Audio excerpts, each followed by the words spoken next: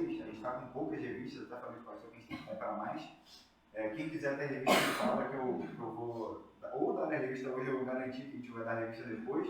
E essa revista pediu autorização da editora lá do John Stott, né, do livro, para fazer edições para a gente aqui, traduzindo um pouquinho uma linguagem melhor, um pouco, porque o livro do John Stott é um livro antigo, tá? Um livro de quase 100 anos atrás, e tem uma linguagem um pouco pesada. Então essa revista meio que traduziu para a linguagem de hoje e transformou em lições. Então quando a gente estiver estudando essa revista, na verdade a gente vai estar lendo o livro do John Stott de uma outra forma, né, com um outro olhar. Então, a aula de hoje, eu não vou começar a lição número 1, vai ser domingo que vem. A lição número 1 a gente vai estudar aonde no Velho Testamento estavam as profecias sobre Jesus, da onde que surgiu essa questão de ter que ser um madeiro, ter que ser uma cruz, por que Cristo precisou sofrer tudo que sofreu. E isso a gente vai ver na próxima aula, que a gente vai ver o olhar do Antigo Testamento mirando para Jesus. A gente já viu isso várias vezes, mas vai ser uma aula mais específica.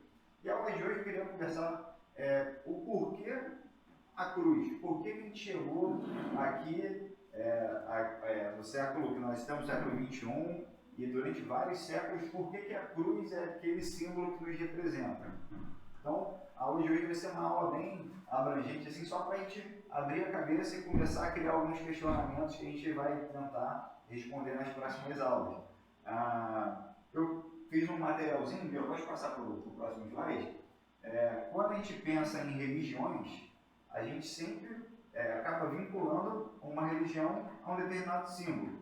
E isso a gente vê que é muito de nós, dos seres humanos. A gente vê que não é só nas religiões. Qualquer outra empresa geralmente tem um símbolo, tem uma logomarca. A gente vai vendo na história até as partes ideológicas, né? A gente vê lá no comunismo que tem a foice e o martelo. A gente vê quando o nazismo se apropriou da suástica, né? A suástica, poucas pessoas sabem, há mais de 5.000 anos atrás já era usada e era um símbolo de poder, um símbolo de ciclo, não tinha nada a ver com o nazismo, e eles se apropriaram de tal forma desse símbolo e colocaram como algo que representava aquela loucura que eles fizeram, que é um símbolo que hoje, se a gente tivesse uma suástica desenhada na rua, a pessoa que desenhou está cometendo um crime. Então, é marcante que ficou esse símbolo por conta do nazismo. A gente vai vendo que várias outras ideologias também têm seus símbolos, e quando a gente vai para a religião, não muda muito, porque o símbolo ajuda a gente a fazer associações e a lembrar o porquê daquela religião, o que é o cerne, né? O que é o ponto central, aquilo que é a base da religião. E aqui eu separei alguns dos símbolos das religiões mais conhecidas. Aqui é uma flor de lótus. Essa flor de lótus já foi usada por egípcios, pelos assírios, por vários povos antigos, e hoje a religião que usa ela como o símbolo principal é o budismo, né? Pesquisando o porquê, eles dizem que pelo formato circular dela, ela representa os ciclos da vida, de nascer e morrer, e também ela é muito vista em algumas águas turvas, assim, como se fosse no meio da escuridão, daquilo que é turvo, daquilo que está sujo, tem algo belo ali que sobressai.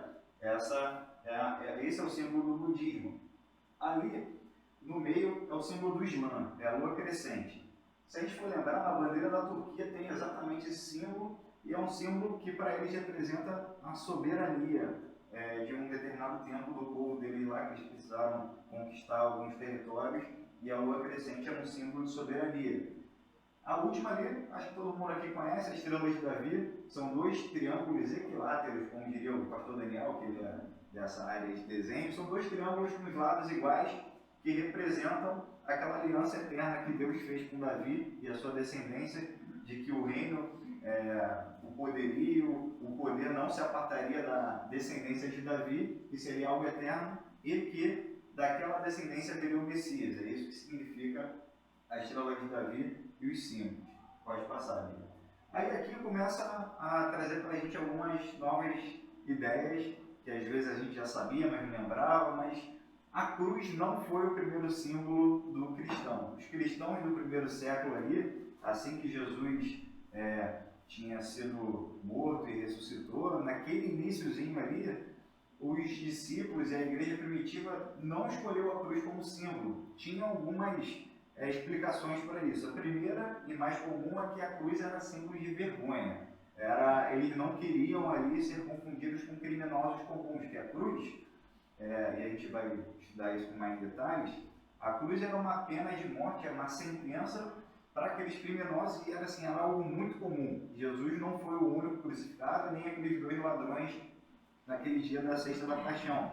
Era uma pena de morte muito comum. Eu e o Priscila está vendo aquele seriado The Chosen, né, e eles mostram bem que quando havia crucificação, aquela ideia que a gente tem que foi num monte, separado, longe, que poucas pessoas viram, não. Era no meio da rua mesmo, era onde as pessoas passavam, até o relato que a gente vai ler de Mateus, dizem que as pessoas passavam, viam a situação de Jesus e meneavam com a cabeça, aquela linguagem que diz que as pessoas balançavam a cabeça, ridicularizavam, mas as narrativas dos evangelhos mostram que era um local de passagem, era um local comum, era alguma entrada da cidade, era alguma rua com fácil acesso.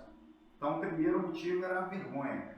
E o segundo motivo era a perseguição, que seria algo muito claro. Eles estavam com medo, eles estavam sendo perseguidos pelo Império Romano, possivelmente eles estavam vivendo em túneis subterrâneos, que a perseguição não era só essa perseguição que nós temos hoje, né, ideológica, cultural, de pensamento, mas era uma perseguição de morte mesmo. O cristão que era identificado pelo Império Romano estava adorando um Deus que não era o imperador, então por isso ele merecia a morte, por vezes a morte até mesmo de cruz mesmo. E então, pela vergonha de ser confundido com um criminoso comum e também pelo medo da perseguição no início, os nossos irmãos lá no iniciozinho não escolheram a cruz. Aí, olha que interessante. A primeira figura que eles utilizavam para representar o pavão. O pavão, esquisito, né? Na época, o pavão dava a ideia de imortalidade. Então, eles estavam com aquela visão assim, nós não morreremos porque Cristo nos salvou, nós teremos a vida eterna. E o símbolo que eles tinham na época lá, mais próximo da ideia que eles queriam representar, e aquilo que a gente quer reforçar aqui hoje, que o símbolo não é o fim. Por exemplo, a cruz, ela por si só, uma simples cruz, não traz nada especial, não é algo que vai trazer uma superstição, vou então comprar um crucifixo porque aquilo vai me proteger, não é isso. É a ideia central da religião. Então a ideia que eles queriam dar de que eles não morreriam novamente, eles pegaram o pavão. A pomba é mais comum da gente entender o porquê, né? A simbologia do Espírito Santo. Eles utilizavam a pomba para dizer, olha, Jesus morreu, ressuscitou e derramou sobre o nosso Espírito Santo. Aquele último ali, o peixinho, aquilo ali é interessante. Quem já teve Bíblia da Almeida, do João Ferreira de Almeida, que foi um cara que traduziu para o português a Bíblia grega, quem tem Almeida, acho que na minha aqui até tem ele, só que a minha é meio diferentão. Eles fizeram, que a minha é a versão do século XXI, eles fizeram um peixinho com símbolo, como se fosse o 2 do 21. Mas esse peixinho, tem muita gente que coloca no carro, né? E tem muita gente que pensa assim, não, porque os discípulos, boa parte deles eram pescadores, mas não tem nada a ver com isso. Lá no grego, eu não vou me arriscar, a Priscila me ouviu ontem tentando ouvir a pronúncia, eu não vou me arriscar a falar. A palavra é ischitis, com CH. Eu não vou, que é um negócio assim que eu não vou me arriscar a falar, não vou. E o que é interessante? Só quem entrava na igreja recebia informação de o que significava esse peixe, porque primeiro que pescadores era algo muito comum, o Império Romano não ia associar, caramba, peixe, Simão Pedro, Tiago, André eram pescadores, então não tinha nada a ver com isso. Cada letra daquele do I, C, H, T, até escrevi errado no final, que é com Y, Y e S, cada letra dessa aí eles chamam de anacromo, uma palavra assim bonita, que cada letrinha dessa aí, quando fosse colocar para tradução, para o entendimento dos discípulos, significaria Jesus Cristo, Filho de Deus, Salvador. Então, era um código. Só sabia o que significava esse código, que é aquela palavra que está ali em hebraico ali em cima, em grego ali em cima, que saberia que significava que Jesus Cristo é o Filho de Deus e Salvador. Era algo meio que uma agência secreta. E o que é interessante, não era só esses. Lá no primeiro século, os arqueólogos encontraram desenhos de coisas assim, da Arca de Noé, da figura de Abraão e Isaac, Abraão matando o cordeiro em vez de estar matando Isaac. São vários símbolos que eles traziam para remeter aquilo que Jesus teria feito na vida deles e que fez na nossa vida, mas a cruz ainda não era. Bia, pode passar. Até que depois de muito tempo veio a cruz. E a cruz, Bia, eu queria deixar já engatilhar aquelas duas imagens que eu falei, que hoje a gente vê a cruz e a cruz para a gente é muito fácil da gente entender o significado da cruz, aquilo que ela tem para nós e aquilo que ela representa para a igreja. Mas a gente precisa entender que a decisão dos cristãos, que foi ali pelo segundo século, tá? Quando o ano era 200 e pouco, eles decidiram pela cruz, e a cruz não era algo... hoje para a gente a cruz é um motivo de orgulho, a gente aprendeu com Paulo que a gente se gloria na mensagem da cruz. Você olha isso aqui, não dá para entender direito. O que é isso aqui? Isso aqui é uma placa de gesso que um artista da época quis fazer um desenho homenageando a cruz, da visão romana. Isso aqui foi um cara romano que desenhou. Bia, passa para a próxima. Calma. Esse é o desenho. O que a gente vê aqui? A gente vê um homem sendo crucificado com a cabeça de burro e um cara de joelhos, possivelmente, adorando. E aqui está escrito Alex Sonu, adorando o seu Deus. Então, aqui é como se fosse uma charge, né? Uma das primeiras charges.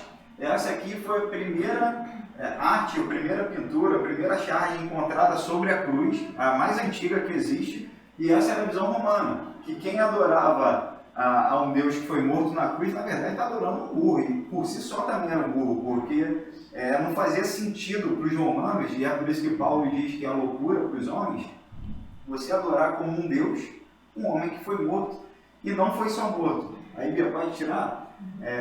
Aí a gente começa a pensar que se tivesse uma equipe de marketing dos discípulos e da igreja primitiva, a cruz não seria escolhida, porque a morte de cruz não era algo só, uma sentença de morte cruel, mas era, na época, e vários historiadores dizem que é a forma mais vergonhosa de se morrer de toda a história e mais dolorosa.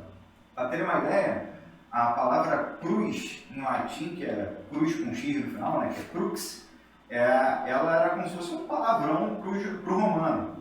O judeu não, para o romano.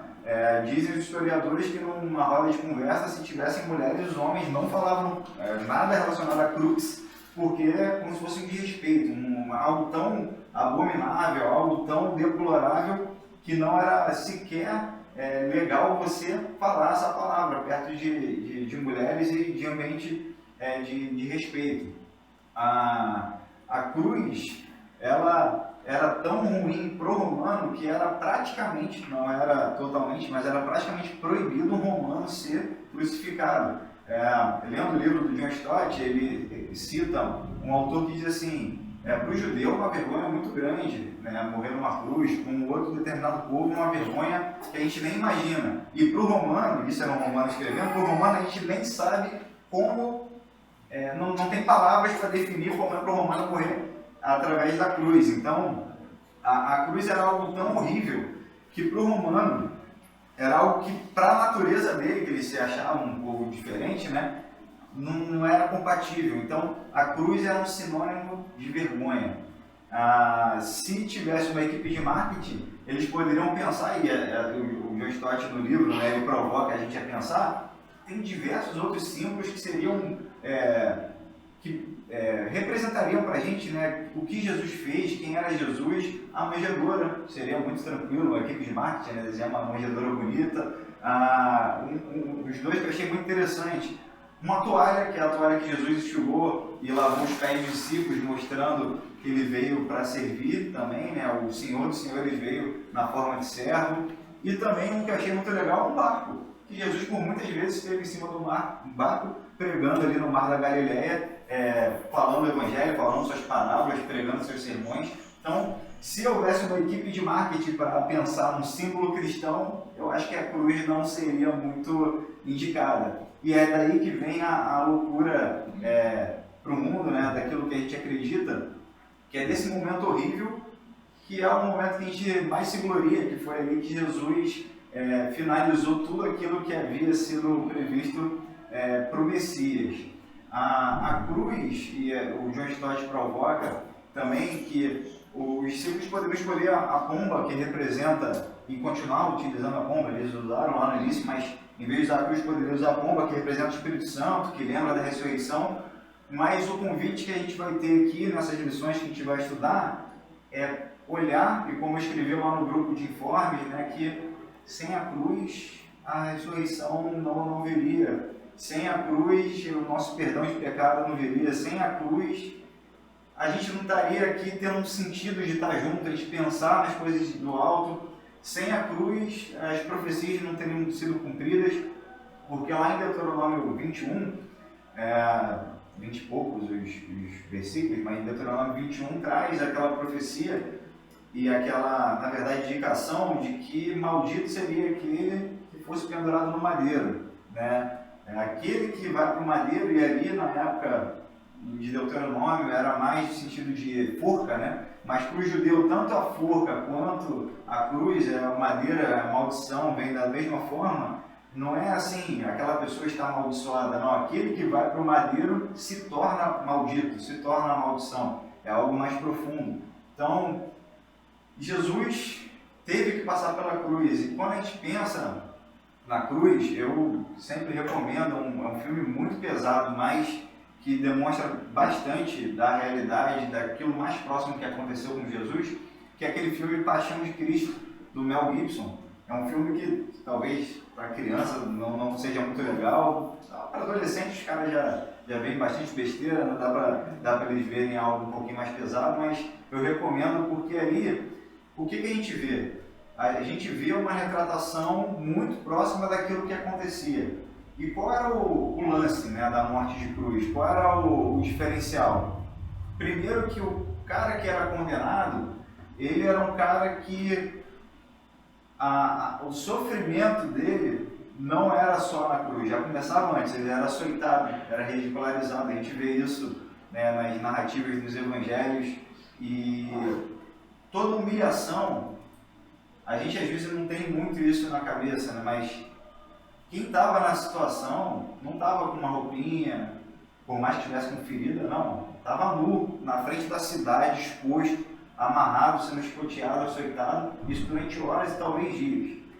Quando eles já achavam, os romanos, que isso já estava o suficiente, eles faziam com que aquele criminoso, aquele que estava sendo condenado ali, carregasse a sua cruz.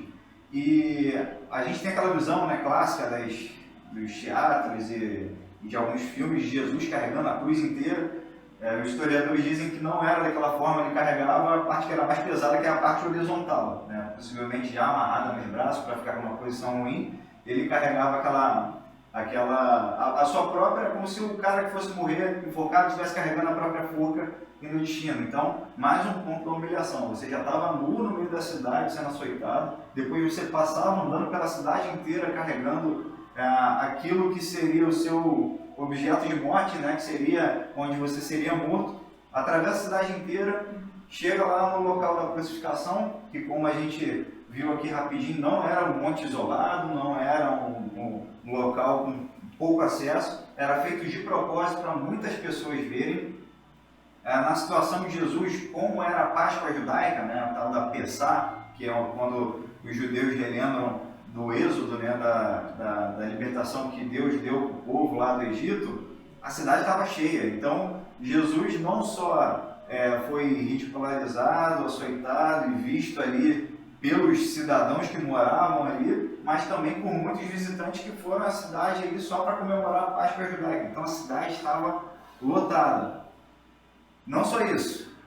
Pegavam os pregos, né, que eles falam de escravos, mas na verdade eram pregos de ferro, que falam que tinha em média aí de 18 a 20 centímetros, então um negócio de um pouquinho menos de um palmo, com mais de 1 ou 2 centímetros de espessura, pregavam na cruz, e a cruz ela foi adaptada pelos romanos. A sentença de morte de cruz foi uma criação possivelmente dos bárbaros, que eram especialistas em tortura e fazer o mal, né, um povo que hoje em dia a gente olha de uma forma romantizada para eles, né, nos seriados e filmes, mas era um povo especialista em torturar, matar, roubar, destruir, eles faziam o trabalho do diabo mesmo. E é uma criação deles, foi aperfeiçoada pelos romanos de uma tal forma que quem era morto na cruz não era pregado, sentia aquela dor horrível de ter esses pregos pregados nas mãos, nas pernas, e era exposto ali e morria. Não, era um negócio feito para durar dias. Era um negócio feito para... Sabe aquilo quando a gente pega algum atestado de óbito, alguma coisa assim, alguma coisa nesse sentido, e está escrito assim, falência múltipla de órgãos? Isso era feito para os órgãos irem morrendo aos poucos. Não era para o cara chegar, ser exposto na cruz, morrer com aquela dor dos cravos, dos açoites, não. Era um negócio feito de maldade para o cara ter dificuldade de respirar, para o sangue parar de circular, para os órgãos irem falhando aos poucos e morrer agonizando no final. Quando demorava muito, os soldados chegavam, quebravam o joelho para... tentando explicar que essa é mais a parte médica, eu não entendo muito, mas sabe aquele...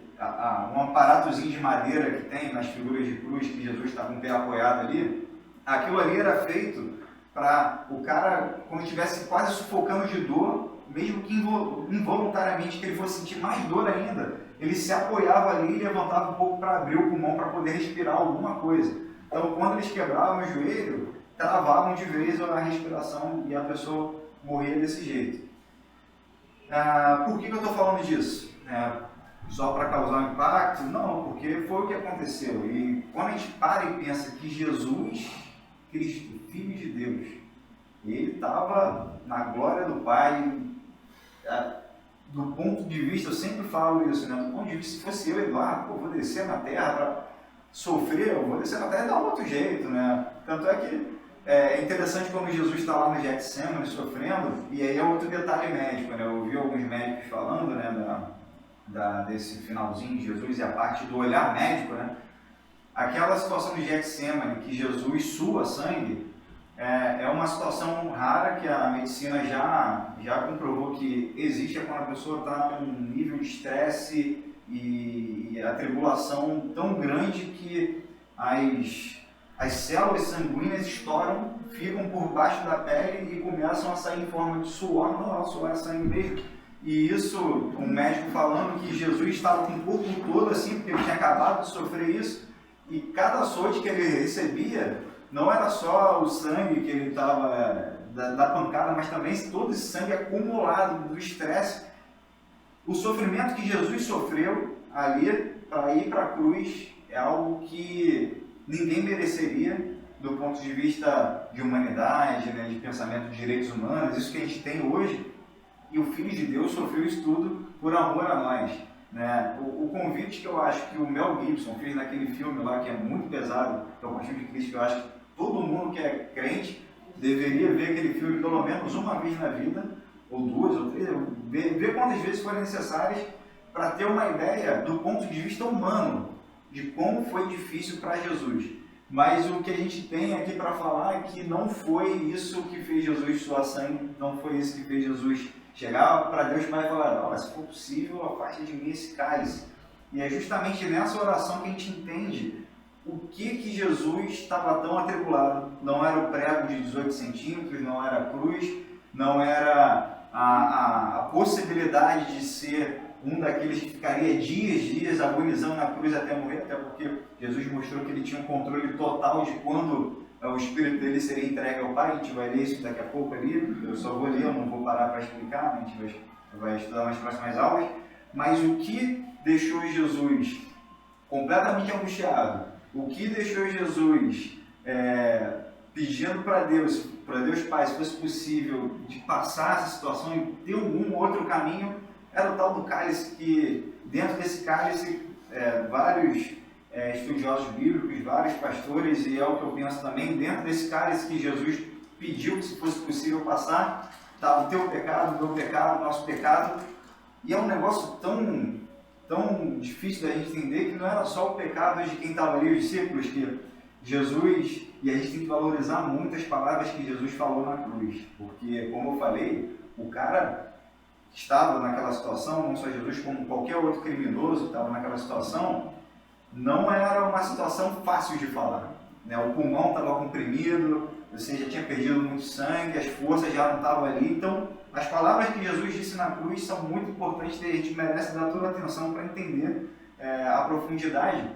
E uma delas foi: Pai, perdoa-os porque eles não sabem o que estão fazendo.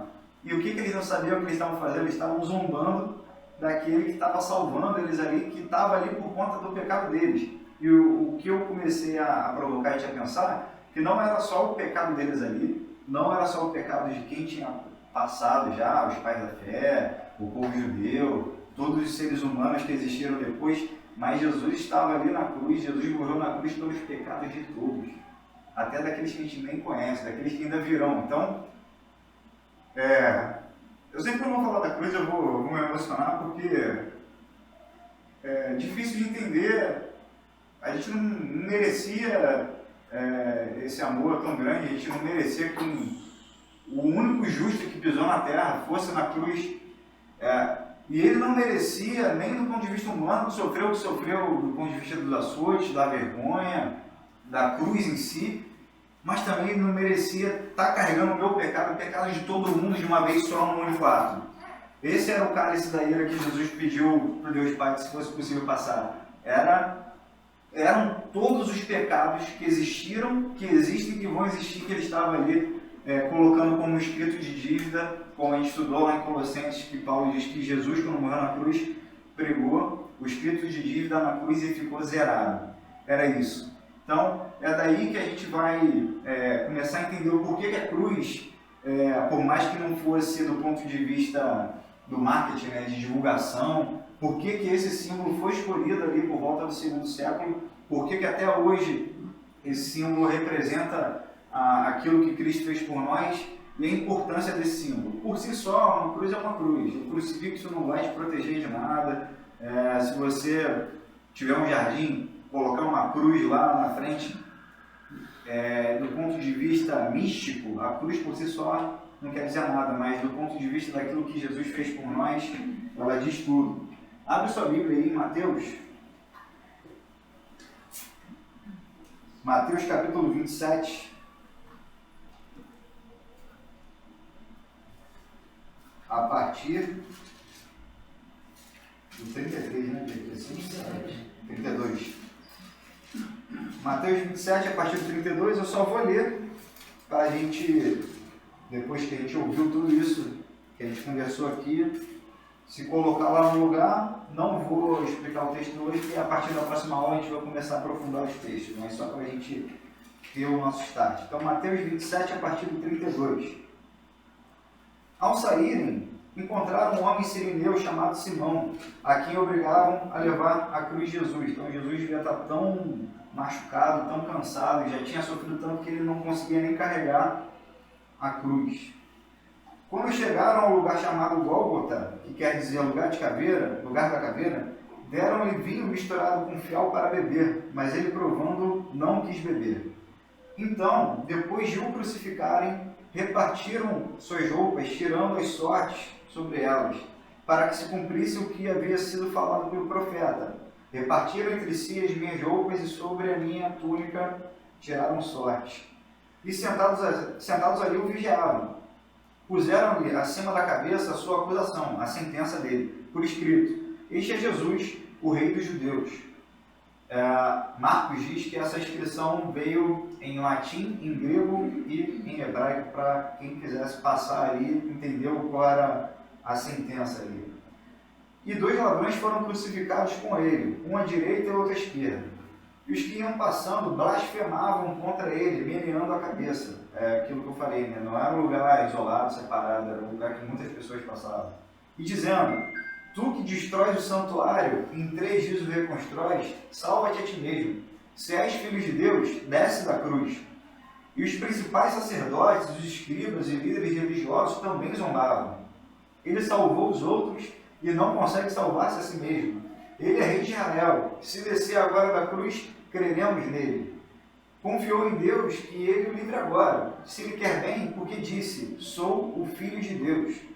E os ladrões que estavam com ele, que com ele foram crucificados, também insultavam. Aquele cara que foi salvo nos 45 do segundo tempo, que percebeu que Jesus era Jesus, antes estava insultando Jesus também.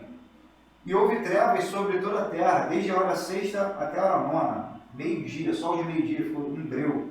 Hernandes de Lopes diz que quando Jesus nasceu, houve luz à meia-noite, com a estrela brilhando, e quando Jesus morreu, houve trevas ao meio-dia. Por volta da hora nona, Jesus bradou em alta voz: Eli, Eli, lama sabachthani, isto é, Deus meu, por que me desamparaste? Jesus citando o Salmo 22.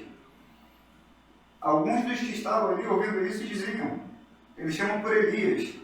E logo um deles correu, pegou uma esponja, ensopou-a com vinagre e pondo numa haste deu-lhes beber. Os outros, porém, disseram: deixa, vejamos se ele vem salvá-lo. E Jesus, bradando de novo em alta voz, entregou o Espírito. Jesus mostrando que aquela situação ali não definiria a hora que ele morreria ou não, porque ele é o dono da vida e ele tem controle sobre a morte. Eis que o véu do santuário se rasgou em dois, de alto a baixo, e a terra tremeu, e as rochas partiram. Os sepulcros se abriram, e muitos corpos santos que haviam morrido foram ressuscitados. E saindo dos sepulcros, depois da ressurreição de Jesus, entraram na cidade santa e apareceram a muitos. Aqui, muitas pessoas vão se impactar que a terra tremeu, né? Houve terremoto, que as rochas se partiram, que os sepulcros se abriram, que mortos se ressuscitaram. Mas daqui para a gente, o que é o principal e mais impactante é que o véu se rasgou do alto a baixo. Por quê? Porque até aqui o acesso ao Deus Pai não era para a gente. Era só o sumo sacerdote, uma vez por ano, para expiar o pecado de todo o povo, ia lá e fazia, na entrada do Santo dos Santos, os rituais, e entrava para pedir o perdão do pecado. E quando esse véu se rasga do alto a baixo, né, dando a ideia que quem rasgou o véu foi Deus, ele abre o Santo dos Santos para a gente, ele abre a oportunidade que na teologia a gente chama de sacerdócio real e universal. O que é isso? Todos nós somos sacerdotes, todos nós temos acesso ao Santo dos Santos. Continuando 54. O centurião e os que com ele vigiavam Jesus, vendo o terremoto e as coisas que aconteciam, ficaram aterrorizados e disseram: é verdade, este era o Filho de Deus. Ou seja, a gente fez uma besteira gigantesca aqui. E muitas mulheres que haviam seguido Jesus desde a Galileia para ouvi-lo também estavam ali olhando de longe. Entre elas se achavam Maria Madalena, Maria, mãe de Tiago e José, e a mãe dos filhos de Zebedeu. Então, do ponto de vista humano, foi uma crueldade gigantesca, mas do ponto de vista humano e espiritual, se a gente não colocar na nossa cabeça que Jesus sofreu isso tudo, Jesus passou pela cruz por nossa causa, aquilo que a gente crê, a nossa fé, não faz sentido. É por isso que eu coloquei no grupo: sem a cruz não tem a fé, não tem esperança, não tem amor, não tem nada, porque se não for pela cruz e entender o significado da cruz, a gente está aqui num grande grupo de apoio, a gente está aqui talvez com alguns mestres, aprofundando algum conhecimento, algum provérbio de sabedoria, mas a gente sabe que a palavra de Deus, aquilo que a gente estuda aqui, é muito além só da nossa comunhão do ponto de vista de clube, né, estarmos aqui se ajudando, que isso outras religiões fazem, talvez até melhor que a gente, outras instituições fazem também, né, de se encontrar, e também nós não estamos aqui só estudando filosofia, histórias inventadas, a gente está aqui estudando a verdade e a gente está aqui entendendo o que Deus fez para nos resgatar, que foi entregar seu Filho, e isso que a gente vai começar a aprofundar e ver detalhe por detalhe nos próximos 17 domingos. Então, a gente convida vocês e todos os que vocês conhecem, puderem convidar, estar aqui com a gente, que a gente vai estar estudando cruz, a gente vai estar estudando Jesus. E eu tenho certeza que isso é muito importante para toda e qualquer cristão, entender o porquê da cruz, e esse é o nosso objetivo nesse ano, nos próximos 17 domingos. Júnior, você olha para a gente? Senhor Deus Pai, obrigado por esse momento de aprendizado, obrigado, Senhor, pela palavra que a gente está aqui, que o teu sacrifício nunca seja esquecido e que nós possamos, Senhor, sempre olhar para a cruz e ter orgulho daquilo que o Senhor fez por nós. Abençoa, Senhor, o culto, abençoa cada um que veio aqui, e aqueles que estão em casa também assistindo a tua palavra. Eu te peço, te agradeço, em nome de Jesus. Amém. Amém.